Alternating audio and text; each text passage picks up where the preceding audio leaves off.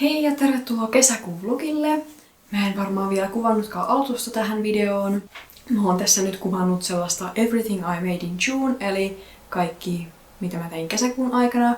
Ja nimenomaan kaikki tuotteet, mitä mä tein kesäkuun aikana. Eli sillä videolla sitten näytän kaikki kepparit ja ihan kaikki varusteet, mitä mä teen. Tässä sitten kerron ja näytän niitä muita töitä, jotka ei ole keppihevosia tai varusteita.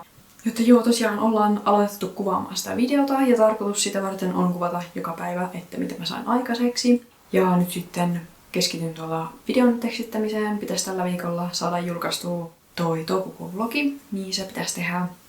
Ja mä oon tehnyt paljon tilausvarusteita, lähettänyt myös materiaalitilauksia. Sitten mä oon aloittanut uusia heppoja täällä. Kurkataan niitä vähän, eli täällä on 3 tilaria. Eka on tällainen fleece-tilari mustasta ja valkoisesta. Tää menee muistaakseni, olikohan britteihin sitten. Seuraava ponikokoinen tilari on musta, karvakankaasta. Myyntiin olisin tekemässä tällaista ponikokosta velboasta, vaaleanruskeata ja valkoista velboaa. Ja tää on sellainen, jos tästä tulee tosi kiva, niin mä voisin siitä jättää tän omaan talliin. Mä ajattelin, että mä tekisin jotain ehkä vähän niinku papurikkokuviointia tälle myös. Mulla on tähän mallikuvat. Mutta katsotaan. Saattaa tulla myyntiin. Viimeisenä täällä sitten on ihan perus tummanruskea miniponi tästä pitkänukkaisesta velboasta. Tällainen. Tää on nyt tosi tykkyy tää pitkänukkainen uusi velboa, mitä mulle tuli. Eli siis tää ei juurikaan veny. Niin tähän ei ehkä tarvi laittaa tukikangasta ollenkaan.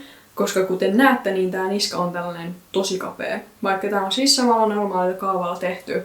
Mutta kun tää ei joustanut niin kuin yhtään tää kangas. Ja sitten kun siinä on vielä se tukikangas, niin siitä tulee niin kuin sellainen ylitukeva.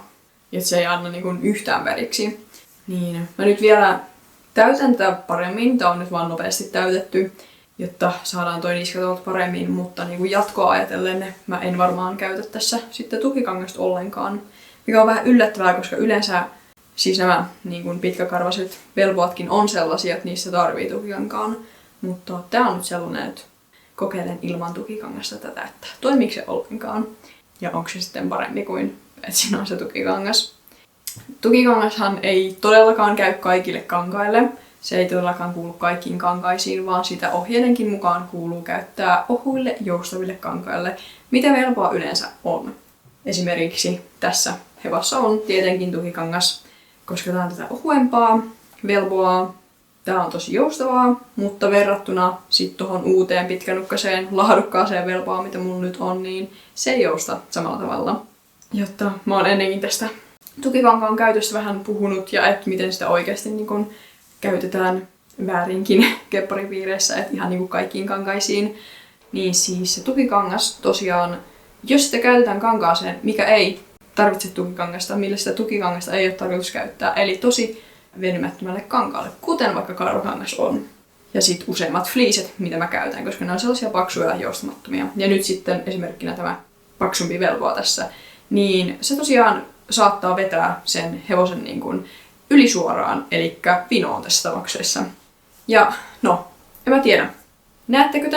Mutta tässäkin on tällainen ehkä hienoinen pieni vinous. Tää pää on ehkä vähän niin kuin, ei ole tismalleen samassa linjassa kuin tämä kaula. Ja tää on siis, palat on oikein kokoiset, samankokoiset. Keskikappale on suora kiinnitetty suoraan. Tällainen ehkä aivan minimaalinen vinous tässäkin on, jotta se on tavallaan ylisuorassa. Että se tukikangas sitten vetää sen niin kuin liian suoraan toiselle puolelle, jolloin se on siis vino. Tosiaan pitää täyttää uudestaan tämän niskan takia, niin varmasti saan tämän pienen, ihan jonkun millin vinouden täältä korjattua. Ja sitten jos tämä meni kepin kanssa, niin sitten viimeistään. Mutta joo, tosiaan tukikangasta ei saa käyttää kaikille kankaille, sitä ei kuulu käyttää kaikille kankaille. Kun kepparipiireissä niin jotenkin on se ajatus, että tukikangas kuuluu kaikkiin kankaisiin, että se jotenkin tekee siitä hevosta kestävämmän. Mutta ei se nyt ihan niinkään mene. Ja kuten huomataan, niin kankaalla, joka ei tukikangasta tarvitse, eli kankaalla, joka ei jousta, ei ole ohut, niin älkää käyttäkö sitä turhaan. Kun tosiaan sillä tukikankaalla voi siellä olla negatiivisia vaikutuksia. se voi olla jopa vaikeampi saada siitä kepparista sellainen hyvä ja suora, jos siellä on se tukikangas turhaan. Ja sitten näkee niitä, että ihmiset niinku tuskastelee kepparin täytyn kanssa tuntikausia, kun siellä on jossain paksussa karvakankaassa joustamattomassa se tukikangas, kun ei meinaa millään saada suoraan. Niin tässä se syy. Sitten tänne varaston kautta ompeluhuoneen puolelle pieni päivitys. Mä oon varmaan tän tuolin jo näyttänyt, mutta on tällainen, että sit saa vähän säädettyä ylös ja alas siitä. Ja sitten hommasin jatkoroikan tänne, koska siis pistorasia on... Oh my god. Täällä on joku lissu nukkumassa. Mä en edes tiennyt, että se on tossa. Mut siis joo, pistorasia on tosiaan tuolla. Niin joka kerta kun mä halusin mennä ompelemaan, niin mun piti aina kumartua tänne ja laittaa toi tonne. Mä en pääse yli tästä lissusta. Sieltä oot löytänyt nukkumapaikan. Nyt ei tarvi tonne kömpiä, vaan saa tuolta vaan napsauttaa päälle silloin kun haluaa ommella. Nopeuttaa vähän taas asioita. Sain muutamia postipaketteja, täydennyksiä ja sitten yhdessä tuli näitä uusia kuolaimia. Ihan hyvin rajoitettu erä. Tuli tällaisia pieniä, onkohan nämä nyt sitten oliivikuolaimia ja sitten tällainen niin kuin, no, en tiedä, suora kuolain, kaareva kuolain, mutta kuitenkin, jos on tällainen yhtenäinen tää suuosa. Joten näitä tulee ihan vain muutamat saataville. Ja siis, joo, en tiedä mitä tapahtuu, mutta joudun just hakemaan paketin Vaasasta. 80 kilometriä yhteensä tuli matkaa, koska kuulemma kaikki lähipaikat oli täynnä. Hauska juttuhan oli, että mä olin samaan aikaan kun tää paketti saapui, niin tuossa lähipaikassa lähettäisi paketteja ja se ei todellakaan ollut täynnä. Ja siis tässä olisi niin kuin laskin, että ainakin 10 pistettä olisi ollut lähempänä, niin sinne Vaasaan. Onneksi ei ollut missään keskustassa, että en joutunut sentään pysäköinnistä maksaa, mutta joo, olipa taas. No, kävin sitä samalla hankkimassa vähän pakollisia tarvikkeita, mutta oli taas niin turha ajelureissu. Ja koska nyt on perjantai, niin jos olisin sieltä siirtoa pyytänyt, se olisi mennyt ehkä maanantaille tai tiistaille, niin kävin nyt sitten hakemassa. Mutta palautetta kyllä meni. No niin, toisen viikon puolivälistä. Täällä on hepat edistynyt, ne on kaikki nyt kepittämistä vaille valmiina. Paitsi toi myyntikeppari, sille teen tummennokset ja varmaan paprikkoa tonne alakaulaan, mutta sitä varten mun tarvis käydä ostaa oikeanvärinen tussi.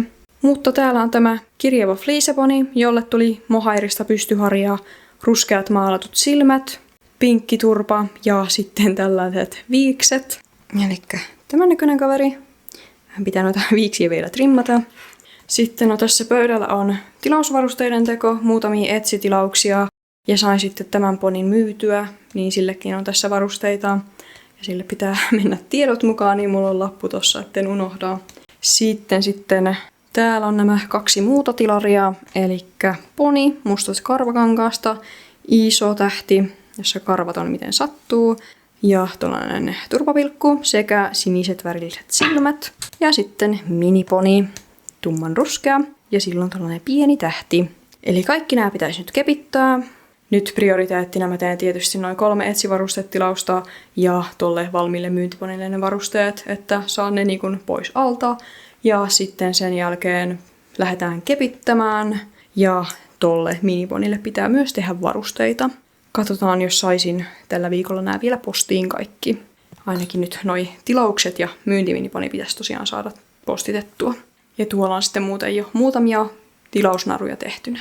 Ja oon tässä nyt kuvannut aika paljon videoita, muun muassa Q&A:n. Siitä eilen kuvasin storytimein. Ja siinä tosiaan sanoin, että voi kuinka ihanaa, kun ei nyt pariin kuukauteen ole ollut mitään niin kuin ihmeellistä tapahtunut. Ei ole ollut inhottavia asiakkaita ja mullekaan ei ole oikein tapahtunut mitään. Paitsi no tietysti toi Schenkerin paketti, joka on kateissa, mutta no se on ollut pari kuukautta sitten alkanut tää tilanne. Jotta sanoin oikein ääneen, että onpas niin kuin mukavaa, kun ei nyt ole käynyt mitään. Niin eiköhän tänään seuraavana päivänä tulee ihan tosi ärtynyt, ilkeä asiakas. Ja myös sitten yksi muu asia, josta joudun asiakaspalveluun ottaan yhteyttä. Ensin mulla oli tuolla Etsissä asiakas ottaa yhteyttä ja hänellä on taas niinku ihan tyhmästä asiasta valittaa, jotta tämä tieto on ollut siellä listauksessa. Mutta joo, siinä nyt meni puoli päivää, että saatiin se hänen arvostelu sieltä muokattua. Ja annoin hänelle sitten osittaisen rahojen palautuksen sieltä, vaikka mun vika ei ollut kyseessä. Ja olin jatkamassa, mutta mulle tulee sähköpostiin siis lasku, joka on päivätty helmikuulle. Mutta kuitenkin eräpäivä niin kuin on 3 päivän kuluttua. Ja niin kuin mikä 3 vuorokautta maksuaikaa. Joo, ei nyt mennyt ihan oppikirjan mukaan. Ja siis se on joku UPS:n Amerikan paketti, jonka minä olen lähettänyt siis tammikuussa. Jotta se on ollut mukaan jotenkin epämuodostunut se paketti. Jotta siitä on tullut nyt sitten niin kuin joku ekstra käsittelylisä sen takia. Ja tämähän on hyvä, kun mä oon Amerikkaan lähettänyt ainoastaan siis tollasia neliskanttisia pahvilaatikoita ja sitten tollasia muovisia kuplakuoria. Niin kuin epämuodostunut mitä? Mutta joo, tällaista selvittelen tässä asiaa. Toivottavasti saan sinne yhteyden, koska tosiaan maksuaikaa ei ole hirveän paljon. Joo, rupesin asiasta sitten lukemaan lisää ja se pitäisi olla siis maksimissaan 11 € tällainen lisä, mutta se on 25 €, niin nyt joo, pitää vähän selvittää. Aloin tosiaan kasaamaan muutamia varusteita, mutta joo, eiköhän tälle päivälle tullut sitten 3. asia. Eli tosiaan tein eilen tilauksen, ostin lisää mustetta mun tulostimeen ja tein sen siellä yritysasiakastilillä ja sieltä tosiaan tulee sitten lasku. Ja vielä erikseen oikein kirjoitin, että 0 alvilasku yritykselle. Ja nyt mä saan laskun, jossa on se 25,5% alvia. Kun puhutaan yritysmyynnistä, niin siinä ei laskuteta alvia. Ja mä koko päivän sitä laskua odotin. No, odotetaan nyt sitten toinenkin päivä. Ei niinku tänään ei oikeasti, ei suju. Ikinä ei saisi sanoa, että kaikki menee hyvin, koska joo, käy tälleen. 3 eri asiaa nyt mennyt pieleen tänään. Katsotaan mitä vielä. Onhan tässä tunteja päivää jäljellä vielä. No niin, siinä on valmista. Elikkä tässä on nyt kaikki etsin varustetilaukset sekä sitten tuon myyntipanin ja tilarin mukana menevät varusteet. No niin, täällä on valmiita heppoja ja varusteita. Keppiin kiinnitys menossa. Mutta joo, tässä huomenna nyt sitten lähtee nämä tilarikin tästä kaikki matkaan. No niin, viikon lopussa olen tehnyt tämän myytävänkin loppuun. Ja kyllä tästä tulee myytävä. En ihan saanut toteutettua sitä mun visiota, niin en tykkää tästä tarpeeksi, että se tulee myyntiin. Eli tosiaan tämä on ponikokoinen kirjava, kuten näette. Ison kirjavuuden lisäksi täällä on näitä tällaisia pienempiä pisteitä, jotka on ommeltu. Sitten sillä on tommonen merkki, joka ulottuu alahuuleen asti. Tein vähän pinkkiä turpaan ja sitten nämä tummennukset turpaa ja silmien ympärille. Ja toiselta puolelta tämän näköinen. Ja harja on tosiaan pitkä, paksu mohairharja. Elikkä tämä on nyt valmis ja tulee tosiaan myyntiin. Ja mulla oli tarkoitus tehdä tälle papurikkokuviointia tänne kaulan alareunaan. Ja mulla oli visio siihen, että mä haluan tehdä sen niin kuin vaaleanruskealla, jotta se ei olisi sellainen niin kuin kunnon papurikko. Että se olisi silleen vähän huomaamattomampi ehkä tämän väriselle. Mutta kävin tuossa melkein kaikki mahdolliset käsityö sun muut kaupat läpi, josta niin kuin löytyy kaikenlaisia tusseja. Ja en löytänyt sopivaa tussiväriä. Jotta yksi ainoa vaaleanruskea, joka ei ollut sellainen tosi keltainen, jonka löysin, niin se oli tämän kankaanvärinen. Testasin tosiaan kangaspalalle ja se oli sitten ihan tismalle oikeasti tämän kankaanvärinen, niin se ei sitten toiminut. Hänelle ei nyt tullut papurikkoa, mutta kyllä se on ihan kiva näinkin. Tästä jollekin kiva poni. Sitten tuli hyviä uutisiakin, eli se UPS:n epämuotoisen paketin joku lasku, mikä mulle tuli. Shipitin kautta hoidan tosiaan asiaa, kun heidän kauttaan lähetin, niin he olivat UPS:llä laittanut, että onko jotain todistetta, kuvaa siitä, että miksi tämä paketti niin kuin on ollut epämuotoinen. Ja UPS:llä ei siitä sitten ollut mitään todistusta, vaan ne vaan totesi, että se on sitten täytynyt olla se paketin materiaali, jotta sen takia tullut ja niin kuin, että täytyy maksaa. Tai siis heillehän se on jo maksettu, shipit on maksanut ja nyt niin kuin shipit laskuttaa multa sitä melkein puoli vuotta myöhässä. Mutta sitten shipitalta he totesivat, että tosiaan kun ei ole mitään todistetta siitä, että se olisi ollut epämuotoinen paketti. Ja sitten kun mä kerroin, että tosiaan siis se on ihan pahvinen postituslaatikko. Että niin kuin materiaalin puolesta siitä ei pitäisi olla mitään epämääräistä. Ja tosiaan kun se on jo helmikuussa tullut niinku heille se lasku ja nyt vasta niinku puolen vuoden jälkeen melkein sitä laskutetaan multa, niin he totesivat, että joo, he mitä töi sen laskun, että mun ei tarvitse sitä onneksi maksaa, jotta se päättyi hyvin. Ja sitten tämä mun tulostinmuste, se on tosiaan lähetetty mulle ja mä en olisi maksanut sitä. Joo, se on tossa avaamattomana, koska mä en nyt tiedä miten tässä käy, koska tätä laskuasiaa nyt ei saada oikein. Elikkä tein ihan yritystilillä yrityksen tilauksen sieltä kassalla verkkokaupassa mulle näytetään 0% alvihintaa. Ja joo, tää ihminen, joka mulle vastaa siellä sähköpostissa, niin jos mä oon esittänyt 3 kysymystä siinä edellisessä viestissä, hän vastaa niistä yhteen. Ja hän kivenkovaan väitti, että tilaus on tehty yksityishenkilön tililtä, jolloin se alvi kuuluu siihen hintaan. No, mä olin hänelle juuri laittanut kuvan kaappauksen oikein sieltä heidän verkkokaupastaan, siitä tilausvahvistuksesta, mikä mulle tuli, kun mä tilauksen tein. Ja siellä näkyy, että minä olen nimenomaan yritysasiakas. Ja näkyy, miten ostoskorissa on alviton hinta. Sitten oli alennuskuponki 7,50, johon sisältyy alvi. Ja se oli jotain 5,98 sitten alvittomana. Se summa näkyy siinä. Siinä ei näy siis 7,50, vaan joku 5 jotain. Ja sitten on tietysti toimitus ja summa ilman alvia. Alvia ei ole siellä missään. Niin laitoin vielä uudelleen sen kuvan ja ympyröin sieltä yritysasiakastilillä ollaan ja kaikki nämä alvittomat hinnat. Tilausvahvistuksesta, jonka minä olen saanut myös sähköpostiin. Ja näkyy siellä teidän verkkokaupassa. Joten joo, no nyt odotetaan tietysti maanantaihin asti, jotta sieltä taas joku vastaa. Joo, katsotaan nyt, miten tämä asia hoituu. Koska jos teidän verkkokaupassa on ollut virhe, että se on näyttänyt mulle, että on mahdollista ostaa 0 alvilla ja kuitenkin sitten te laskutatte sitä alvia, niin teidän täytyy siinä kohtaa kertoa mulle ennen kuin se lasku tulee. Ennen kuin te lähetätte mulle mitään ja peruuttaa sen tilauksen. Näin. Kesäkuun puolivälissä täällä jatkuu perustilausvarusteiden teko. Tässä on 1 tuinman martingaali ja useammat nailonahjat pehmusteilla työn alla. Ja täältä sitten seuraavaa mysterybagia. Mä nyt en oo tosiaan ihan kaikkia niitä kuvannut näille pitkille videoille. Mutta tässä olisi 15 euron ratsastusvarusteen mysterybagi, jossa menee Aschensuitset rintaremmi ja sitten tällaiset kakkoslaatuiset hakkamoret. Ja tää menee Saudi-Arabiaan tää tilaus, eli maa numero 43, mistä on saanut tilauksen. Ja no, siis nää Aschensuitsethan nyt mulla oli verkkokaupassa myynnissä 15 eurolla. Mutta koska ne on ollut nyt vuoden verran myynnissä, niin laitan ne nyt sitten tähän pussiin. Nämä on tällaisista vähän niin kuin ohuemmasta keinonahasta, tää niin kuin vaalean sininen osuus, niin laitetaan ne nyt. Tein tällaisen nauhasta nopsaan rintaremmin. Ja sitten tosiaan nämä kakkoslaatuiset hakkamoret. Vähän niin kuin kaupan päälle. Niin ja sitten tosiaan täällä on nyt korvat pitäisi vielä ommella A4-kokoinen tilauskorvahuppu. 2 keppihevosta. Elikkä, no molemmat on vaalearuskeista karvakankaasta. Tämä miniponi, tällä on vaalearuskea villalankaharja. Toi lanka nyt loppu tähän heppaan. Mä yritän etsiä sitä lisää.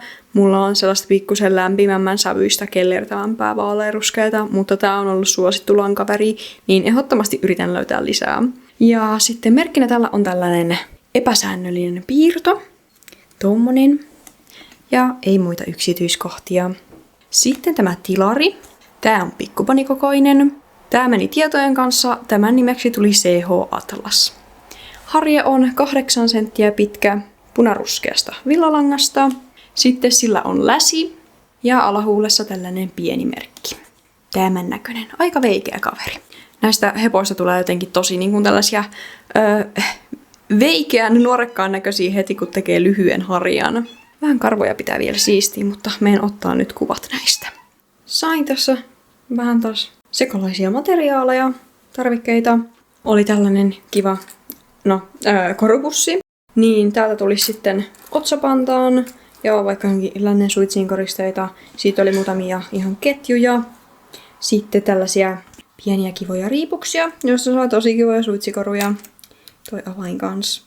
Ja sitten no tämän pystyy käyttämään otsapantaan koristeena tai vaikka ketjuna. Ja sitten oli ihan timanttiketjua. Sitten löytyy tällainen pussi, sekalaisia nauhoja, kaikenlaisia siellä. Ja sitten on aika paljon kaikenlaisia naruja. Ja niistä tulee sitten halvempia myyntivarusteita. Ja näistä tosiaan kivoja koristeita ja suitsikoruja. Aloitin myös seuraavia kunnostusprojekteja. Ne olisi nyt täyttää vaille, eli tällainen iso kirjava heppa. Ja teillä olisi sitten pikkuponikokoinen aasi. Tää oli tosiaan keskeneräinen, että mulla oli palat tähän, niin siitä lähdettiin tekemään. Jotta täyttö seuraavaksi. Ja siitä mun pitää tehdä tolle korvat, koska ne korvat, mitkä tuli tän mukana, niin mä veikkaan, on aivan liian isot, eli niitä pitää varmaan pienentää tolle. Mutta täytän, niin saa sitten paremmin oikein kokoiset. Käytiin tänään farmarissa, niin vähän matkatekemistä automatkalle. Virkkasin korvahuppuja, eli 1 normikorvahuppu ja sitten 2 näitä flyhoodia. Niihin pitää reunat ja korvat ja viimeistelyt vielä tehdä. Kesäkuun viimeinen viikko sujuikin vähän rauhallisemmin. Käytiin farmarinäyttelyissä ja siinä matkalla sitten virkkasin korvahuppuja. Ja tein myös tuolta varastosta muutamat valmiiksi. Jotta tässä näette nyt 2 flyhoodia ja loput on sitten noita ihan normaaleja virkattuja korvahuppuja. No niin, kesäkuun lopussa. Nyt en ole hirveästi tehnyt muut kuin keskittynyt videohommiin ja sitten tehnyt jonkun verran tilausvarusteita.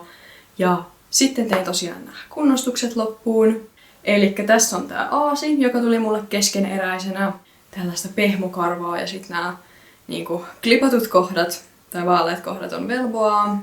Sille tuli sitten tällainen mohairvystyharja, 2-rivinen. Eli tosiaan ompelun lisäksi, no ensin piti ommella nämä upotetut sieraimet sinne, sitten ommella, tehdä nuo korvat, sitten tehtiin harja ja sitten silmät. Ja tein tälle vielä tällaiset pienet tummennukset tänne turpaan. Ehkä vähän näette. Ja karvat nyt miten sattuu, mutta siis ihan tollaset pienet kevyet. Toinen heppa, jossa ei ollut hirveästi työtä. Elikkä tää oikeastaan vaan täytettiin, muutamat purkautuvat saumat tuolta paikkailin. Sitten vähän vahvistettiin tätä turvan pinkkiä tänne. Ja lopuksi vielä tasasin harjan, koska ne oli ihan niin kuin epätasaiset. Lähinnä toi otsaharja, mutta täälläkin oli sitten muutamia hapsuja, joita piti leikata. Ja sitten tosiaan täällä tämä harja on kiinnitetty siis valkoisella tukilangalla ja se loppu näkyy tässä, niin mä peitin sen mustalla langalla, niin nyt se ei sitten näy sieltä sille ärsyttävästi. Tosi kivan näköinen. Tässä ei ihan hirveästi ollut tosiaan mitään korjattavaa. Tää oli lähestulkoon uuden veroisessa kunnossa. Tässä nyt kesäkuu. Videohommat jatkuu tuolla vielä. Paljon on editointia tuossa Everything I Made in June videossa. Ja sitten tietysti samalla nyt yritän tätä kesäkuun vlogia editoida siellä. Ei nyt mitään oikein ihmeellistä näin kesäkuulle. Kaikenlaista vastoinkäymistä taas tuli. Nimeänkin tämän videon varmaan valitusvlogiksi. Tää nyt oli taas vähän tällainen kuukausi, jota niin kuin kaikki menee päin prinkkalaa. Mutta saatiin todella hyvä määrä asioita tehtyä. Näette sitten paremmin siltä Everything I Made in June videolta, joka pitäisi tulla varmaan sitten ensi viikolla julkaisuun. Niin, muistakahan katsoa se, jotta näette tarkemmin kaikki hepat ja varusteet, mitä mä oon tehnyt. Materiaalitilauksia tuli myös hyvä määrä, jotta niitä on tässä lähetellyt ihan joka viikko. Sen pidemmittä puheitta, iso kiitos videon katsomisesta. Jättäkää kommenttia, kysymyksiä, tykätkää videosta ja tilatkaa mun kanava. Ja nähdään sitten ensi viikolla. Siihen asti, moi moi!